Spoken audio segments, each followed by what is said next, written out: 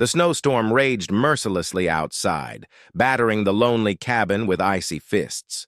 Winds shrieked through the pines that framed Silver Pine Hole, hurling flakes in blinding sheets. Inside, the little house seemed fragile against the fury of the mountains.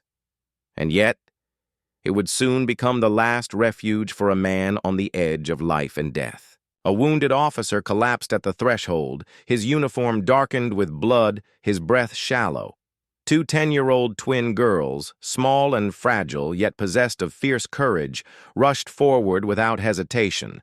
Their arms shook under the weight of the man as they dragged him inside, every step a battle against fear and gravity. At the doorway, their German shepherd, Ranger, bared his teeth and bristled, a silent sentinel against the shadows creeping closer with every gust. Danger was not done with them. An unseen enemy lurked in the storm, determined to finish what had begun. Where are you watching from? Share in the comments and stay with us for this heart-pounding tale.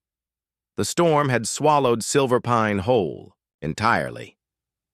Snow whipped sideways, carving icy lines across the valley, and the wind howled like a living thing through the ridges surrounding the town.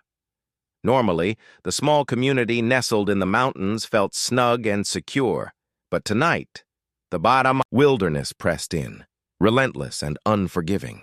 Each gust rattled the clapboard walls of the modest cabin at the end of Willow Creek Road, shaking windows and doors as if testing their resolve. Inside, two 10-year-old girls huddled on the sofa, their small frames almost melting into the cushions. Though twins, anyone who knew them could easily tell them apart. Laya, 4 minutes older, wore her long chestnut braid neatly down her back. Her face bore a seriousness beyond her years, the kind that suggested she carried invisible responsibilities. Claire, her honey-blonde twin, sat beside her, hair loose and wild, eyes alight with curiosity and mischief, the warmth of her spirit unyielding even in the storm. Together they were a perfect balance, Laya cautious, Claire daring, one grounding the other, each completing the whole. At their feet lay Ranger, the German shepherd, sable coat flecked with silver at the muzzle, ears pricked, body taut. He was no ordinary pet. Once a hero alongside their father, he had seen fire and disaster firsthand, saving lives with unwavering loyalty. Now retired from the rigors of rescue, he had a new post, guardian, brother, and protector of two small girls whose lives he would defend with every ounce of strength left in his powerful frame. Tonight the twins were alone. Their parents, Daniel and Margaret Ellis, worked evening shifts at the Silver Pine Diner. Daniel, broad-shouldered and kind-eyed, patched cars by day and served coffee by night, while Margaret moved with quiet determination behind the diners. Counters, auburn hair pinned hastily back, a perpetual layer of weariness softened by her care for others. They kissed their daughters goodnight, unaware that danger had already found its way to their doorstep. The old clock on the mantel chimed 9 times. Laya's eyes flickered over the pages of a well-worn library book, while Claire shuffled a deck of playing cards, her fingers restless. Ranger's head rested lightly on his paws, chest rising and falling in sync with the crackle of the fire, his amber eyes half closed. Then, imperceptibly at first, his muscles tightened. A subtle twitch of an ear, a lift of his head, then a growl, low and ominous, rolled from his chest, vibrating through the floorboards. "Ranger?" Claire whispered, dropping her cards, eyes wide. The dog rose silently, moving toward the front door. His growl deepened, resonating with warning. "What is it?" Laya asked, her voice sharper than intended, heartbeat quickening. Through the storm's roar came another sound, a dull thump, a scrape. Ranger barked once, twice, each bark, like thunder shaking the cabin. The twins exchanged glances, frozen by fear. In Silver Pine, uninvited visitors on a storm night were rare, almost unheard of. Cautiously, they approached the frosted window beside the door. Claire pressed her face against the glass first, curiosity overtaking fear. Her gasp made Leia stumble closer. Outside, half buried in snow, a man lay crumpled on the porch. His dark police uniform stood in stark contrast to the white around him, stained further by spreading blood. "Oh my God," Leia whispered, book slipping from her hands. The man stirred faintly, groaning as he tried to lift his head. His face was pale, streaked with blood, short black hair matted with ice. A silver badge gleamed weakly against the porch light. "A police officer." The twins' breaths came quick and shallow. "What do we do?" Claire whispered, tears brimming. Leia swallowed her fear. "We help him," she said, voice trembling but firm. Ranger barked again, sharp and urgent. Leia slid the deadbolt open while Claire ran for the hallway closet, flinging open the door as the storm gusted in. The officer's eyes fluttered open, dim with pain, yet alert enough to notice the girl's small silhouettes against the light. "Please," he rasped. Name tag, Nolan Hayes. Mid-30s, tall, broad-shouldered, a man accustomed to carrying heavy burdens. But tonight, strength had bled into the snow. The twins gripped his arms, straining to drag him inside. Ranger nudged and circled, urging them forward. Inch by inch, they moved him across the threshold, boots leaving red streaks on the floor. "Claire—" "Towels!" Leia cried. Claire scrambled, grabbing rags and a belt. Kneeling beside him, she pressed the fabric to the wound. Nolan groaned, but allowed her, muttering, "You're brave." Leia wrapped the belt tight, small hands shaking. Instinct guided her, her father's words echoing. Pressure stops the flow. The room filled with ragged breaths, Ranger's restless pacing, and the faint wheeze of Nolan's lungs. "Call 911, Leia ordered. Claire dialed, voice shaking as static swallowed her words. Panic threatened to overtake them. "They'll find us," Leia assured, firm despite her racing heart. Far away at the diner, Daniel and Margaret moved unaware. Ranger stood sentinel by the door, hackles raised, every muscle coiled, guarding. The girls and the wounded officer. Snowflakes melted into puddles around Nolan's boots, mingling with blood.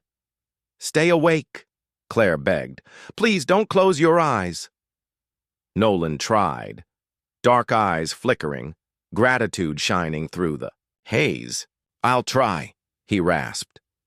Leia and Claire clung tighter, bodies trembling with fear and resolve. Outside, the blizzard raged, sealing the cabin in ice and darkness. Inside, by the fire's dying glow, 2 children and a dog fought to keep a man alive. The fire sank lower, flames licking the edges of the logs. The room smelled of smoke and iron, blood sharper than wood. Leia pressed another rag to the wound. Claire whispered encouragement through her tears. Ranger prowled near the door, claws clicking faintly, muscles taut, ears swiveling to the storm. Danger lingered, waiting. Nolan stirred, eyes fluttering open, catching the firelight. "You girls, you called," he rasped. "We tried," Claire said. The phone line was dead, but hope remained. Nolan's gaze shifted, shadowed by dread. "They'll come back," he whispered. "Listen, you need to know why." The twins leaned in, hearts racing. Nolan's voice was weak but urgent. "I was transporting evidence from the Whitaker raid, narcotics, high level, too valuable. Someone wanted it buried. They knew my route." He coughed, tearing. Leia offered water, but he shook his head. "They hit me near the ridge. 2 vehicles, masked men, my cruiser, forced off the road. They fired before I could call backup." His hand moved toward his belt, then fell limp. "I fought, but I lost the USB. They'll be desperate to erase it." Claire's lips trembled. Why come here?" His gaze drifted to the door. where Ranger stood, unwavering, every muscle poised, every nerve ready, growling low at the wind's howl. Because they saw me break free. They won't risk leaving witnesses. The weight of his words pressed down on the room like a second storm. Meanwhile, at the Silver Pine Police Department, a different storm brewed. Detective Marissa Crowley sat in her office, the radio squawking faint static. She was in her early 40s, tall with a wiry build shaped by years of chasing leads through back alleys and across snowy highways. Her dark hair, stray with early silver, was cut just past her shoulders, often tied back when she worked. Her eyes, steel gray, were those of a woman who had seen too much loss and refused to bow to it. Tonight, her gaze was fixed on the screen of the dispatch system.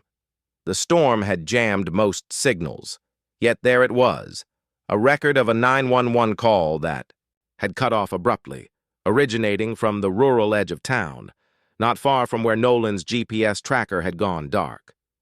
Marissa leaned back, tension coiling in her chest. She had known Nolan since his rookie days, a steady young officer with a quick mind and an open heart. His reports were always meticulous, his patrols thorough. If he'd gone silent, it wasn't by choice. Her instincts screamed. She picked up the phone, her voice firm. "Patch me through to dispatch. I want a full trace on that call. Someone out there tried to reach us, and I want to know who." The dispatcher hesitated. "The storm's skilling the lines, detective. Could have been a glitch." Marissa's jaw tightened. "Or it could be our only lead." "Run it again." Back at the Ellis house, Thaminitz crawled.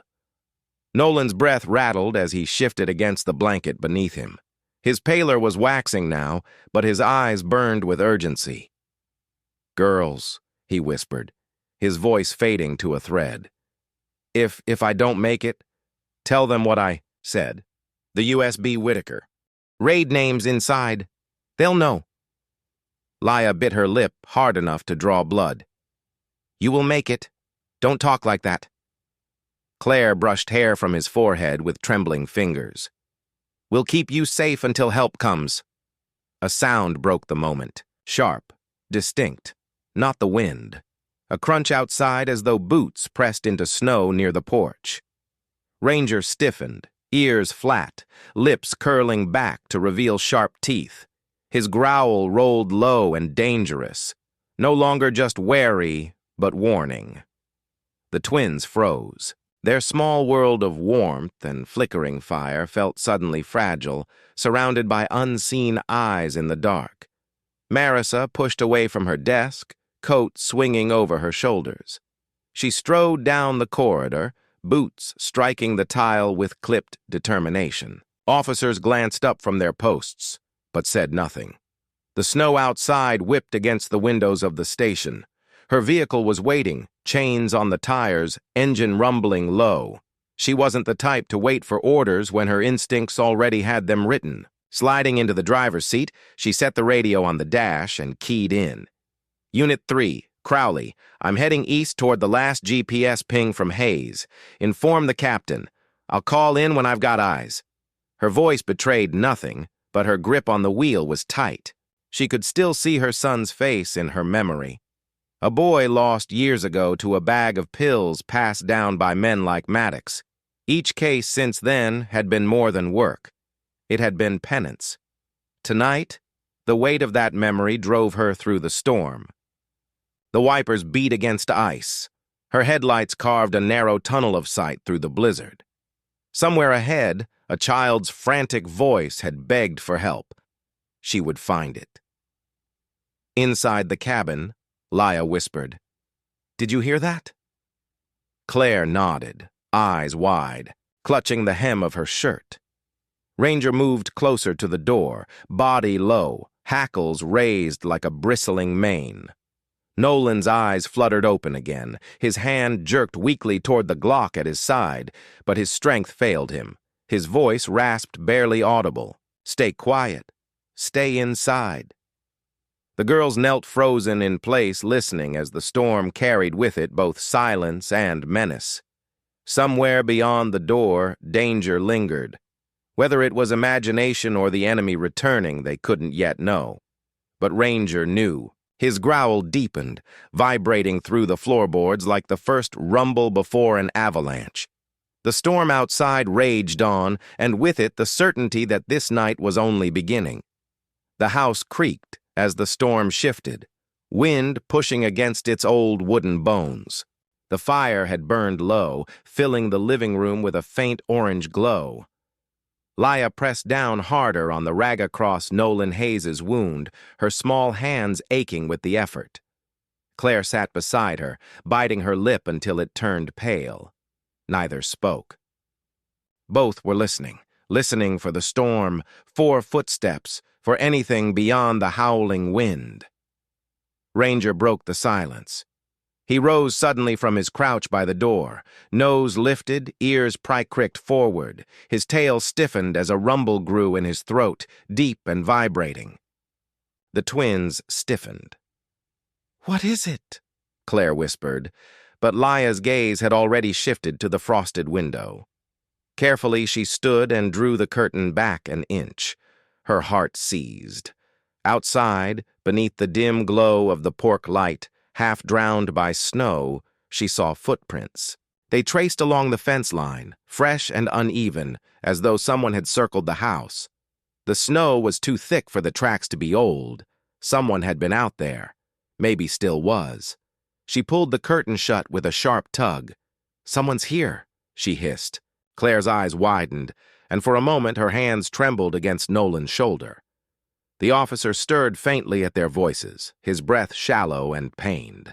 Then came another sound, the sputter of an engine struggling against the cold. Both. Girls froze as the noise grew louder, coughed, and finally roared to life. The crunch of tires moving over snow followed.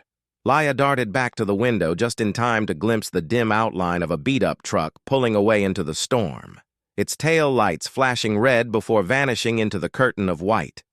Nolan's body jerked suddenly. His head twisted and a groan escaped him as his muscles tightened involuntarily. Blood seeped fresh through the makeshift bandages, staining Laya's hands. "Hold him!" she cried, panic lacing her words. Claire pressed down hard, her small arms trembling. "He's losing too much. What do we do, Laya?" The older twin fought the rising panic in her chest. "We can't let him slip away. We keep trying." Nolan's lips moved soundless at first, then shaping into words that barely carried. "Stay inside." His eyes rolled, then half shut, lashes heavy with sweat and frost. Claire began to cry, tears scudding clean lines down her smudged cheeks. "Please don't die, mister. Please." Ranger pressed close to the girls now, his growl lowering but constant, gaze fixed at the window as though daring the shadows to return. His body stood rigid, a sentinel carved against the dark. Miles away, the road south of Silverpine glistened with ice. Detective Marissa Crowley maneuvered her patrol SUV carefully along the narrow track leading toward the town's outskirts. Snow beat against the windshield, but her focus was unwavering. She slowed as her headlights picked up the shape of an old warehouse complex crouched at the edge of Therridge. Once it had been a logging company's storage site, but for years it had sat abandoned until rumors began whispering that smugglers had claimed it. She killed the engine and stepped out, boots sinking ankle-deep in snow. The night air bit at her. Cheeks pulling her flashlight, she advanced cautiously, her breath clouding before her. That was when her beam struck metal. Half buried, near the loading bay door was a small black box no bigger than her palm. She knelt, brushing snow away. A single LED light flickered weakly before dying. Recognition struck her immediately. "Signal jammer," she muttered. The implications hit hard. That explained why Nolan's radio and GPS had gone silent, why the 911 call had broken off mid-plea.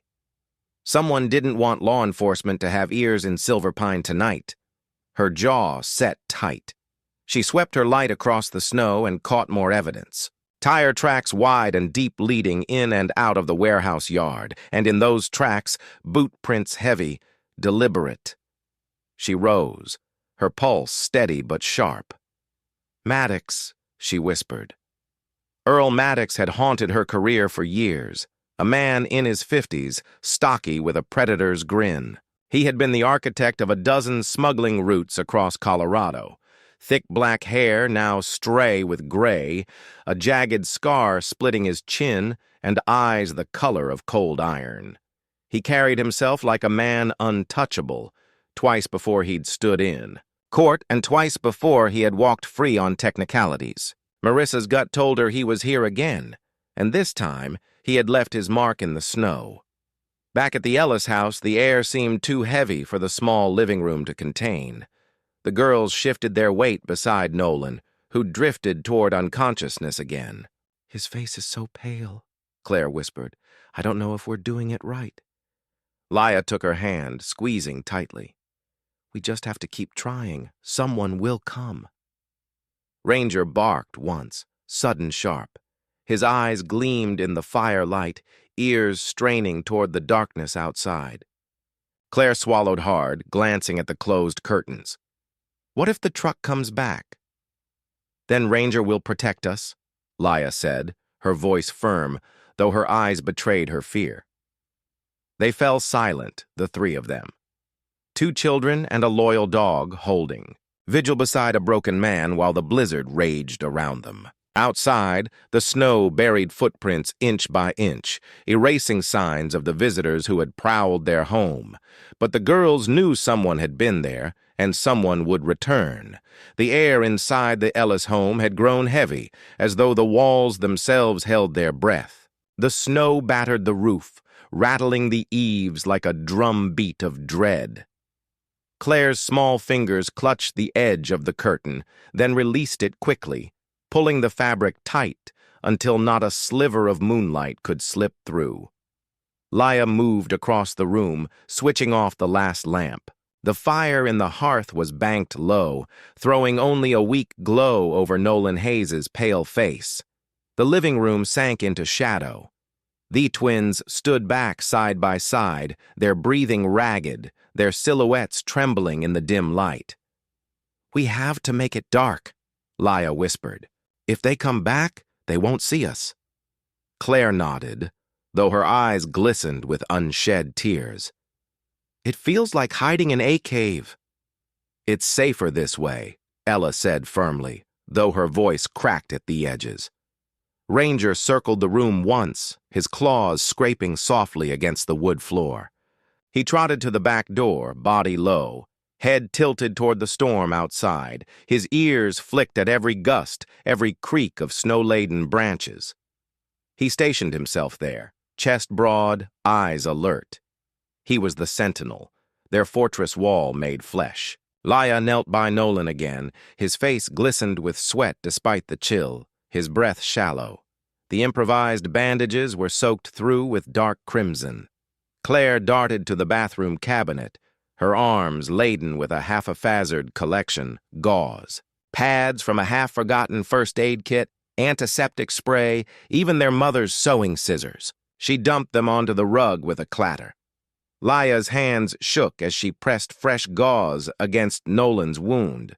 She remembered watching her mother bandage her father's finger once after a garage accident. "Clean it first. Keep pressure. Don't let go." She mimicked those steps as best as she could. The antiseptic hissed when it touched the wound, and Nolan groaned faintly, lips moving in pain. Claire whimpered, but Laya steadied her voice. "It means it's working." Both girls bent their small heads over the injured man. Children pretending at doctors, their faces pale but determined. At that same hour, storm clouds loomed heavy above the Silver Pine Police Department. Inside the warm light of the briefing room, Detective Marissa Crowley leaned against the table's edge, her arms crossed. She had shed her snow-slick coat, revealing a crisp navy blazer. Her gray-streaked hair was still damp from her drive back, but her eyes burned with focus. Across from her stood Sheriff Thomas Keene, the head of Silverpine's department. He was in his late 50s, with a tall, rangy build and a face weathered by decades in law enforcement. His once blonde hair had faded to white, cropped close. He carried himself with quiet authority, though the deep lines on his brow betrayed strain. He was a man respected for his fairness, though not untouched by the compromises small-town politics, often forced. Marissa spread the evidence on the table, the disabled signal jammer she had retrieved from the warehouse yard, photographs of fresh tire tracks, boot prints in the snow. "They wanted us blind," she said, voice low but sharp. "Hayes's GPS didn't just fail by chance. Someone planted this." She tapped the black device. Someone knew his route, knew exactly where to hit him. The sheriff's jaw tightened. "You're saying inside." "Information." "I'm saying betrayal," Marissa replied flatly, and not from some low-level clerk. Whoever fed them Hayes's movements had access to patrol schedules and evidence transfer details. The room fell into silence, broken only by the distant groan of the storm against the windows. Keene's eyes narrowed as he paced. "Do you suspect anyone in particular?" Marissa shook her head. "Not yet, but it's Maddox. It has his fingerprints all over it. He's been waiting for a chance to hurt this department again." At the mention of Earl Maddox, both their faces darkened. Keene sighed heavily. "If one of ours is leaking to him, this isn't just narcotics anymore. This is rot in our own house." Marissa's gaze was unflinching. "Then we tear the rod out." Back at the Ellis home, the storm had dimmed into a constant white hiss. The girls worked, in silence, guided by instinct and desperation. "His pulse is weak," Laya murmured, pressing two fingers to Nolan's wrist the way she'd once seen a nurse do. "But it's there." Claire brushed hair off the officer's forehead with trembling gentleness. "He's still alive." From the shadows, Ranger gave a low whine, then a growl, his nose pressed to the gap beneath the back door. The twins stiffened again, hearts racing. They were children in a dark house, playing at survival against forces they could not yet see. But in that moment, under the weight of fear, they made their home into a fortress.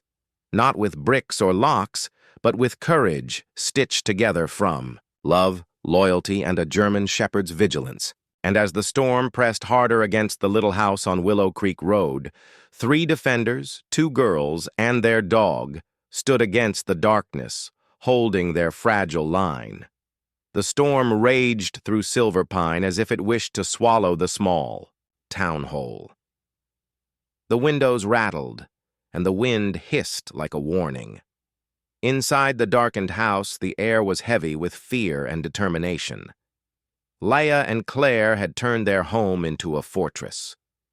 Curtains drawn tight, every light extinguished, their breath fogging in the cold air that leaked through the seams of the old wooden frames.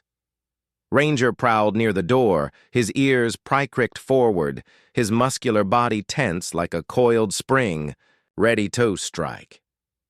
Nolan Hayes lay stretched across the couch, pale and sweating. His uniform shirt was still stained deep red where the girls had pressed the makeshift bandages. His lips trembled, his voice rough as gravel. "You girls, you're stronger than you think." But High's encouragement was nearly lost in the howl of the blizzard pressing against the house. The twins crouched beside him, clutching each other's hands as they fought back tears. Claire had gathered every clean scrap of cloth she could find from drawers and cupboards. Leia had fetched a small basin of melted snow to dab at the edges of Nolan's wounds. Every few minutes, one of them whispered, "Hold on," as if sheer words could keep the officer tethered to life. Then Ranger froze, his body stiffened, a loud rumble starting deep in his chest. He edged toward the back door, teeth bared, hackles, standing like bristled wire. The twins looked up, fear instantly slicing through their fragile palm. A sound came, a shuffle against the back porch, the faint squeal of boots on frozen wood. Then the metallic click of someone trying the latch. Leia's stomach twisted. She grabbed Claire's wrist. The knob rattled. An outline darkened the frosted glass. Someone was outside. "Stay behind me," Claire whispered, though her own knees shook. Ranger's snarl rose to a vicious bark. In the next heartbeat, the door creaked open a few inches before the heavy weight of the dog slammed against it. Ranger burst through the gap, all fury and muscle. A man's startled cry split the night. The intruder, a shadowy figure bundled in a dark jacket and wool hat, stumbled backward as Ranger lunged. The dog's jaws clamped down on his arm, ripping fabric and drawing blood. Thaman cursed, flailing wildly, his other hand reaching for something, at his belt. But Ranger shook with ferocity, dragging him to the snow, teeth locked. For one terrifying moment, the twins thought the man would strike Ranger with a knife. But then, with a guttural shout, he yanked free, leaving a torn sleeve and streak of blood across the whitened ground. He bolted toward the trees beyond the fence, disappearing into the storm's shroud. Ranger returned, chest-heaving, muzzle stree with red. He pressed against the girls as though to assure them he was still alive. Leia collapsed to her knees, hugging his thick fur, sobbing uncontrollably. Claire joined, her small hands gripping his collar, whispering, good boy, over and over. Their tears wet his coat. But Ranger simply stood steady, his tail giving a faint wag, as though to say protecting them was his only purpose. Nolan stirred, his eyelids fluttering at the noise. With effort, he forced words past his parched lips. "Has saved you and you." He looked at the girls through a haze of pain. "You two are braver than half the officers I know." His words, though weak, wrapped around them like a fragile shield.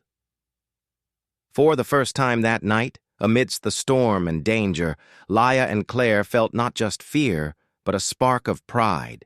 Across town, Detective Marissa Crowley was pacing inside the cramped operations room at Silver Pine Police Department. The fluorescent lights cast sharp lines across her stern face, highlighting the streaks of silver in her dark hair. Her winter coat still clung with melted flakes as she leaned over a map of the town tacked to the board. Marissa had been a detective long enough to trust patterns and long enough to know when patterns concealed lies. She traced her gloved finger along a red-circled warehouse district at the edge of town.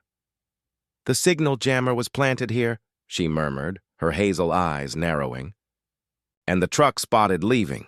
It's the same green Dodge Maddox used back when we almost had him on trafficking." At that moment, an officer hurried into the room, cheeks flushed from the cold. "Detective, you'll want to hear this. The hospital just reported someone came in trying to get treated for a dog bite, but he left before filling out paperwork. The staff said he was bleeding badly, favoring his arm." Marissa's mind snapped the pieces together with the speed of a hunter hearing prey rustle in the underbrush. A dog bite.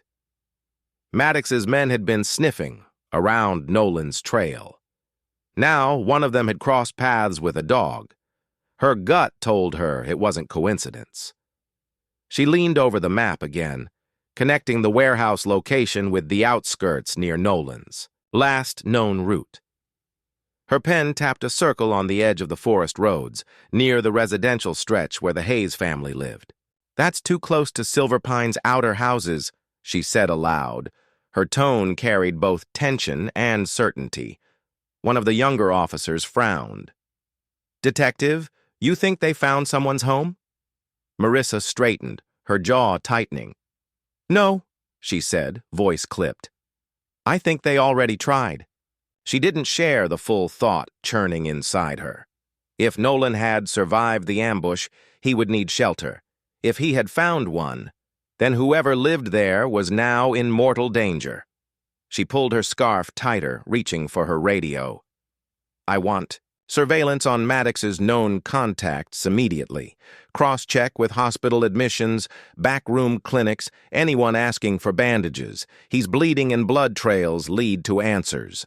The storm outside still thundered, but in Marissa's gut, there was clarity. Every clue pointed toward the truth. Nolan wasn't just missing. He was wounded, and the people who had helped him, whoever they were, had just become targets. Back in the darkened house, the twins finally pulled themselves together. Ranger had settled by the back door again, his sharp eyes watching the shifting shadows through the frosted glass. The smell of iron lingered faintly in the air from the blood tracked inside both Nolan's and the intruder's. Laya whispered, "Do you think he'll come back?" Claire shook her head, though her lip trembled. "Not with Ranger here. He's too scared now." Nolan's weak chuckle rattled the silence. "You'd be surprised what fear makes men do, but don't lose hope. Tonight, you've already proven you're stronger than fear itself." The girls leaned close, taking his words as if they were oaths binding their courage together. Beyond the window, the storm screamed, and the world felt full of enemies. But inside, for the moment, there was something stronger than terror.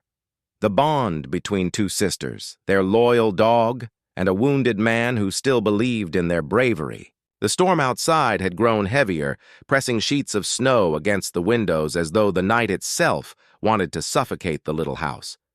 Inside, the air was thick with the metallic tang of blood and the hushed sounds of Nolan Hayes fighting to stay conscious. His breathing had become shallow, ragged. The color drained from his face until his lips seemed bluish under the dim lamp. Claire moved anxiously between the couch and the cluttered desk by the window. Her small fingers trembled as she tried to straighten the mess of books and broken electronics scattered across the desk. She had thought it might distract her from the sight of Nolan's wound, but instead her eyes caught something strange glinting inside a cracked radio unit. It wasn't just a radio. It was the shattered remains of Nolan's police transmitter. Its casing was split down the side, wires exposed. But wedged between the components was a tiny metallic object, a USB stick no bigger than her thumb. Claire's heart gave a sudden jolt. She plucked it free with hesitant fingers, as if holding something far heavier than its size suggested. "Lila," she whispered urgently, "look at this!" Her twin sister hurried over, her honey blonde hair messy and clinging to her face from sweat. Laya's eyes widened as she recognized the insignia etched faintly into the USB casing.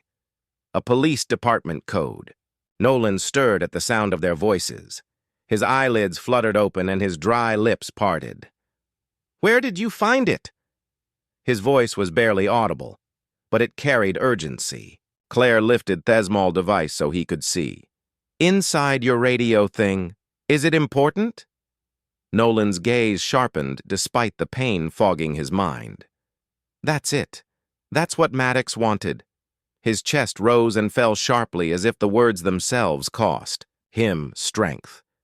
"Don't let it fall into his hands." Laya exchanged a nervous glance with her sister. "We have Mom and Dad's old computer," she said softly. "We could see what's inside." The idea filled them with both fear and resolve.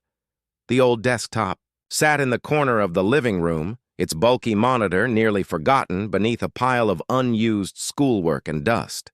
Claire rushed to clear the space, while Laya guided Nolan's weakening head to rest more comfortably against a folded blanket. Ranger, ever vigilant, stayed near the door, his amber eyes glowing with a feral warning every time the wind rattled the shutters. With shaking fingers, Claire slid the USB into the computer. For a moment, the machine groaned like an old beast reluctant to wake. Then the screen flickered to life, casting a bluish light across the room. Folders appeared, labeled with cryptic codes and dates. Laya leaned closer, her breath fogging the glass of the monitor. "Open one," Nolan murmured. His voice had become hoarse, but his eyes blazed with desperate focus. Claire clicked. The first folder revealed digital maps of Silver Pine's industrial district. Red marks dotted the layout, each one labeled Drop Site. Another folder contained spreadsheets, lists of items, coded shipments, and names that sent a chill down the girls' spines. Laya whispered, "This is drugs. Weapons, maybe." Her young voice trembled at the weight of words she didn't fully understand. Nolan managed a weak nod. Evidence, everything Maddox built, he'll kill for it. At that moment, the house groaned as wind, battered the walls. Ranger growled low, the sound vibrating through the wooden floor. The girls flinched, glancing toward the window, where flakes of snow swirled like ghosts under the porch light. The storm disguised every possible threat. Laya quickly saved her courage in a determined breath. Then we have to protect this even, if she looked at Nolan, swallowing back her fear. Even if you can't. Nolan tried to smile, though pain etched deep into the lines of his face. You two, braver than half the cops I know. His hand, cold and trembling, squeezed Laya's wrist with surprising strength. Promise me you'll give that USB to the right people. If I don't make it... Claire's eyes filled with tears, but she nodded fiercely. You will make it, but we promise. The moment sealed itself in silence, broken only by the storm and Ranger's constant vigilance. At the police headquarters, miles away, the fluorescent lights of Silver Pine's precinct buzzed with restless energy. Detective Marissa Crowley, tall and sharp, featured with dark hair tied in a non-nonsense bun, stood hunched over a glowing console, her sharp eyes scanned through lines of data, her lips pressed into a thin line. A young technician approached nervously, clutching a printed report. Detective, we just reviewed the 911 logs again. There was a call cut short from the outskirts of town. Marissa's gaze flicked up, piercing. Where exactly? An address near Maplewood Lane belongs to the O'Donnell family. He hesitated. It lasted only a few seconds before it was jammed. But it's the only anomaly that coincides with Officer Hayes losing signal. Marissa's chest tightened. Nolan had gone missing hours earlier during his transport detail, and now everything pointed to this one house. She tapped the report with a finger. That's where he is. He's alive. I know it. Another officer stepped forward, voice uncertain. But the jamming device, how could it cut both the 911 call and his transmitter? Marissa narrowed her eyes. Because it was planted, and only someone with inside knowledge could have timed it so perfectly. For a long second, silence hung over the operations room. The suspicion was heavy, unspoken, but undeniable. A leak existed within their ranks. Still, there was no time to waste. Marissa grabbed her coat, her tall frame cutting a determined path through the precinct. "Assemble the special unit," she ordered sharply. "We're heading to that house now. If Maddox is circling, those children are in grave danger." Back at the house, the girls shut down the computer quickly, pulling the USB free. Claire hid it in the pocket of her cardigan, her small hand clenched tight around it. Laya glanced at the curtains, terrified they might flutter and reveal too much. Ranger gave a sudden sharp bark, his ears pricking toward the rear of the property. The girls froze, their hearts hammering. Nolan stirred weakly, his eyes moving to the door. "Stay quiet," he rasped. The storm howled louder, masking everything. Yet beneath it, there was the faintest crunch of footsteps in snow. Measured, deliberate, Ranger's growl deepened, the sound primal, promising violence. The three of them, two frightened. Children and a dying cop huddled together in their fragile sanctuary, clutching the single device that held the power to bring down a criminal empire. And though they didn't yet know it, Detective Crowley and her unit were already on their way, the hope of rescue cutting through the storm like a blade. The snow had stopped falling for a brief hour, leaving the world outside buried in white silence. The cabin creaked with the pressure of the storm's aftermath, its windows half frozen, its roof heavy with layered ice. Laya and Claire clung to one another as Ranger stood rigid before the door, every muscle tight, a low growl humming in his chest, like the rumble of thunder trapped beneath the earth. His ears flicked at every crunch of snow outside, every whisper of movement lost in the blizzard's edge. From the corner of the living room, Nolan's breathing rasped like sandpaper dragged across stone. The color had drained from his face, leaving him as pale as the frost spreading across the glass. Claire leaned down and pressed her hand to his forehead. His skin burned, fever mounting from the blood loss. She whispered, "We have to hide him. They'll come." Ranger growled again, louder this time. Laya pushed herself to the window, her small hands tugged at the curtain, peeking through the slit. In the distance, dark figures emerged, silhouettes lumbering across the snowy yard. Their movements were too deliberate, too coordinated to be mere travelers. And then headlights split the night. An old pickup, its paint chipped and rusting, coughed exhaust acid stopped by the fence. She saw 3 men leap down, rifles slung, across their shoulders. "Maddox!" Nolan croaked, forcing his head up for just a moment before pain folded him back to the couch. His lips trembled, his voice barely more than a whisper. "He's here." The girls exchanged a terrified glance. "Maddox!" The man whose name had slipped from Nolan's broken voice in warning was no longer a distant threat. He was outside, boots crunching on snow, ready to tear their fragile safety apart. "Help me move him," Laya whispered urgently. The sisters tugged, Nolan with all the strength their 10-year-old frames could muster. Ranger stayed by the door, his barred teeth gleaming in the dim light. The German shepherd growled low, then barked sharply, the sound echoing off the wooden walls. It was not a bark of fear, but of defiance. The girls pulled open the narrow trap, door beneath the rug, revealing the old wood and stone cellar their father used for storing firewood. Together, they heaved Nolan down the steps, his head lolling, his uniform smeared with blood.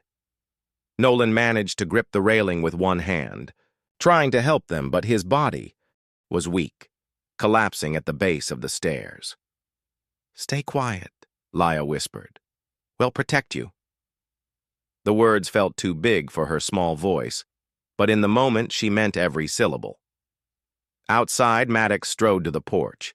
He was a broad man in his late 40s, with a weather-beaten face and a scar slashing down from his temple to his jaw. His heavy coat swayed as he moved, and beneath it, a pistol gleamed.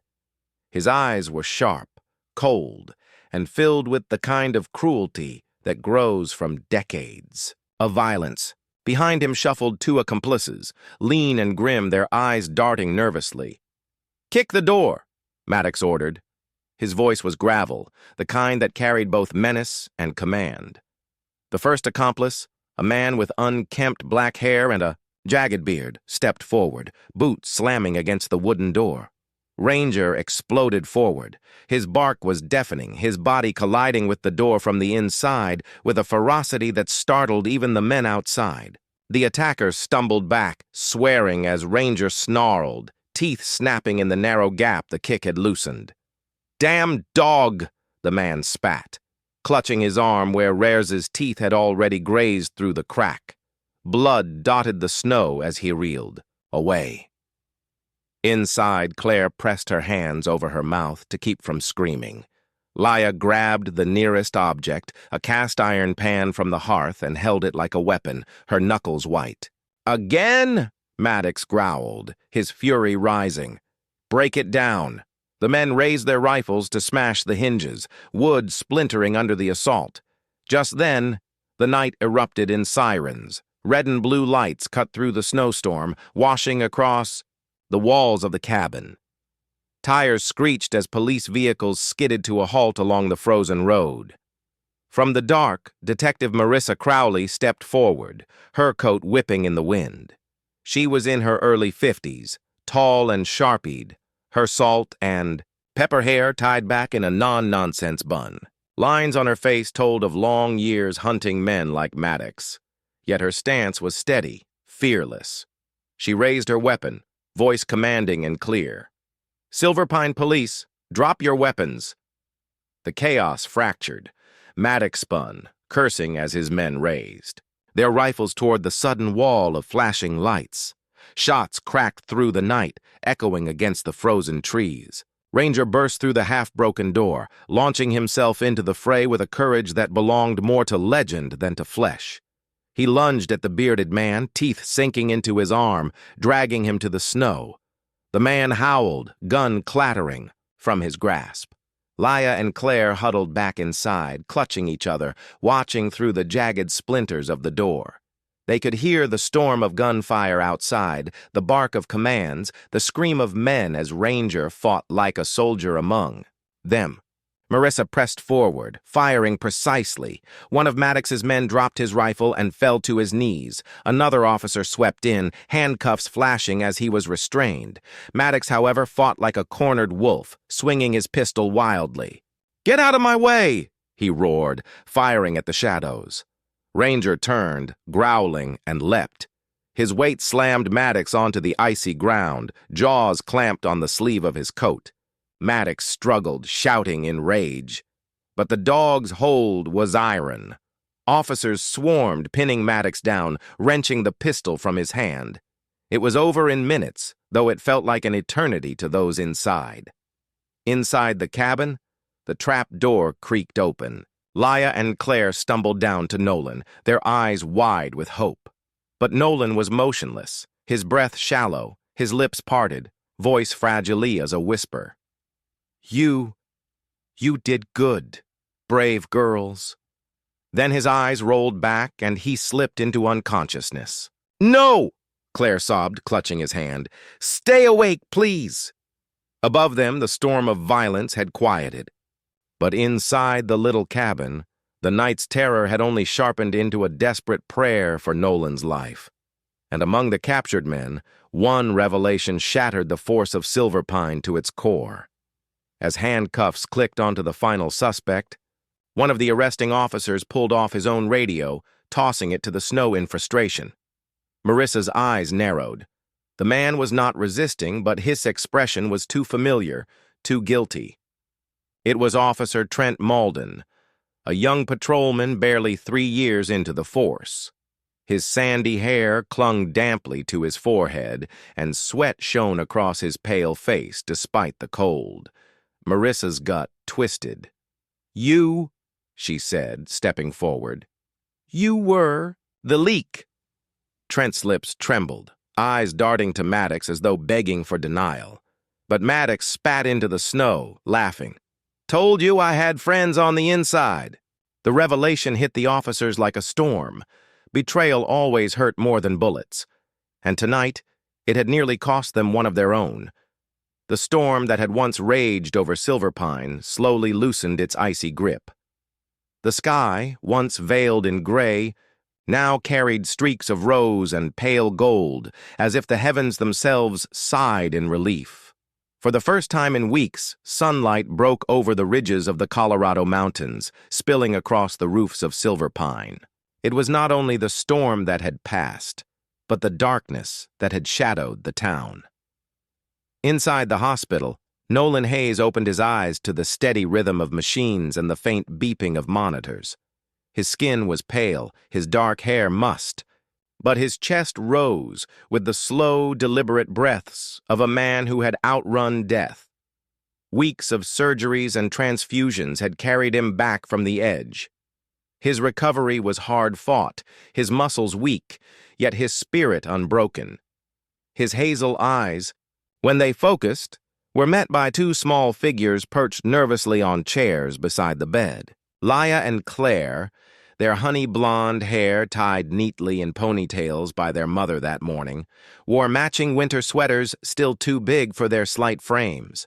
Their faces bore that mix of shyness and awe, reserved only for children who had seen too much and grown braver than their years. When Nolan's lips curved into the faintest of smiles, both girls exhaled as though they had been holding their breath for days. You made it," Claire whispered, voice trembling with relief. "You both did too," Nolan rasped, his throat dry, but his eyes bright with pride. "And so did Ranger."